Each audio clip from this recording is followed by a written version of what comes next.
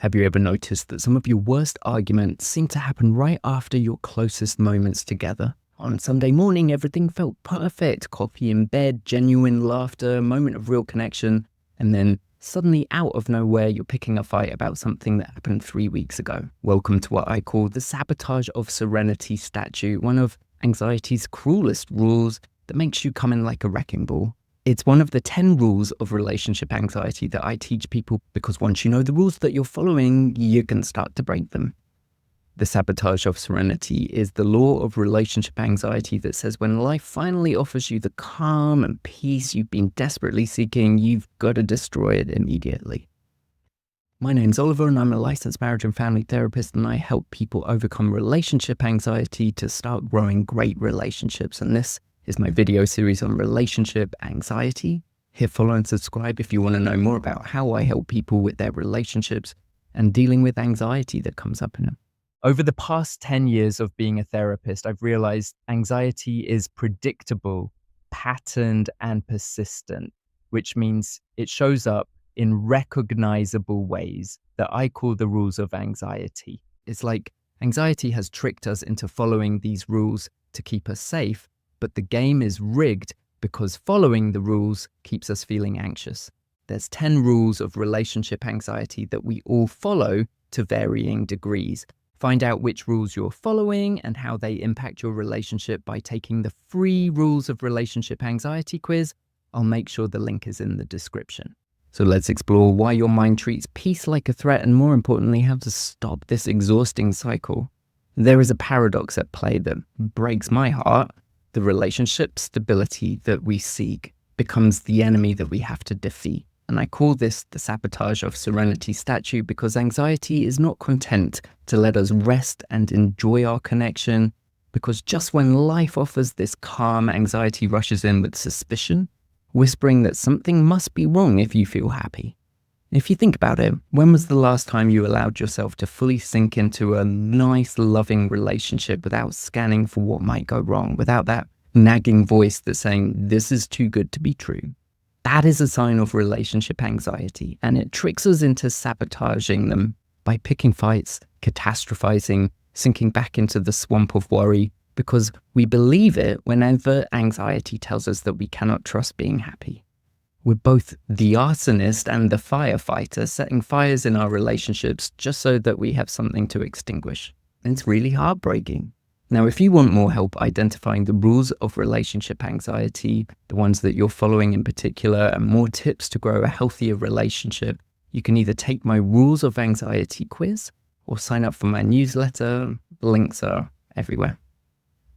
So the first psychological principle behind this statute is your negative future modeling. Your anxious brain isn't just worrying, it's this overzealous screenwriter who wants to write a disaster movie when you really want to be in a rom-com.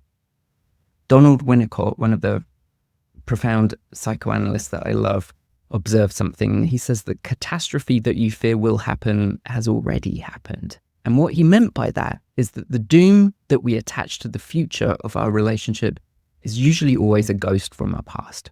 We're not really afraid of what's coming, we're afraid of what's already come and left its mark. We import old betrayals, losses, and shocks into the present moment, forcing relationship peace to look menacing. Most often this is coming from a blueprint from your childhood, which is what attachment theory and attachment styles are all about. So if your early home was an arena of unpredictability, then quiet moments were never really safe havens. They were just preludes. They were the silence before the shouting, the calm before doors got slammed and pots got broken, the peace before someone you loved ran out, yelled, or disappeared. Your nervous system learned at a fundamental level that calm equals danger. Peace means you've let your guard down. Serenity means that you're not prepared for what's coming. So you spent happy moments today thinking anxiously about proof that there's been a terrible mistake. You've been given something that you don't deserve, and then something will surely be taken away. And there's a cruel twist that keeps this cycle spinning.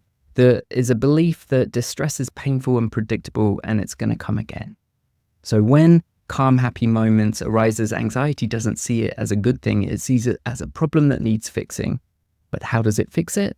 by restoring the familiar background of worry or conflict that you're used to.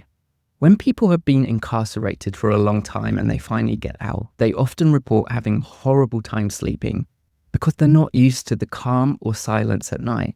They're used to the noise and commotion of prison life, so silence at night is often unbearable. Their nervous system is calibrated to chaos and they really don't know how to function without it. Some repeat offenders commit crimes because they need to or want to, obviously, but unconsciously, it's because they find prison life familiar. It's just what they're used to. And the same is true in our relationships. We can recreate the chaos, pick a late night argument over nothing, or invent a sudden suspicion about a partner's loyalty and manufacture a crisis about something that was fine 5 minutes ago. Because we need that noise to sleep, even if that noise keeps us from truly resting or being happy. So the Sabotage of Serenity statute wreaks havoc on relationships in ways that breaks both hearts of the people involved. Your partner is really confused, even feels punished when every moment of joy is overturned by suspicion or unexpected conflict. They might plan romantic evenings that end in tears or offer reassurance that expires within minutes or create these loving moments that get systematically destroyed. And eventually, these partners retreat. Not because they lack love. They often really love the person they're with. They retreat because a relationship should be a refuge. It should have these moments of joys, but it keeps getting transformed into a battlefield.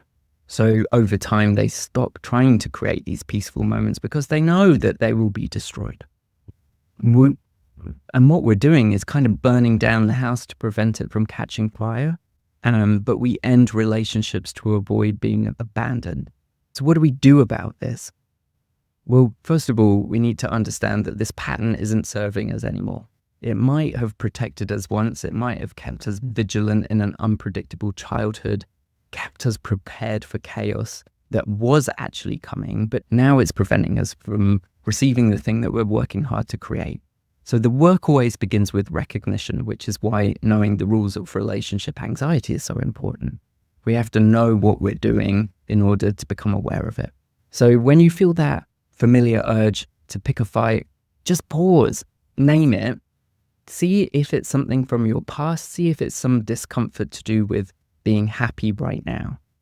Because for those of us ruled by this statute, peace is genuinely uncomfortable. It feels vulnerable. It feels like we're exposed. It feels dangerous. And then your anxiety builds. Anxiety is an activating feeling. It wants us to do something, which is why we start a fight or get suspicious or do all of the things that we do to sabotage happiness. The longer you can tolerate that urge and resist actually acting out on it, the better. So if it's a minute at first, if it's 30 seconds at first, fantastic. You are already changing the game. And the goal would be to try and just sit with that discomfort for longer and longer. It will fade, or perhaps you could have a conversation about it, or perhaps you can distract yourself. But it starts with building this tolerance over time. Self-reflection is really important here, but that takes practice, and it's often a really good time to seek therapy because someone will hold up a mirror and point out patterns that you might not be able to see. It will help you see what you're doing. And then I think the other thing that you can do is just remember that your nervous system learned this pattern over years, maybe decades. It won't unlearn it overnight. So be patient with yourself, practice this new terrifying experience of sitting with discomfort. Don't act out on it. Listen to what anxiety is telling you and talk about it with your partner. I think communication is really important here. And the tool that I think you could use is the story I'm making up, right? I'm making up this story that you're mad at me. I'm making up this story that you're cheating on me. It's an invitation to collaborate versus an accusation. And hopefully you and your partner can talk about it and unpack it rather than deciding that you're right and coming from a very fear-based, accusatory stance. You can start collaborating. And if you want even more help, take the quiz, sign up for the newsletter, hit follow and subscribe. I've got a whole series of videos coming your way that are going to help you with this.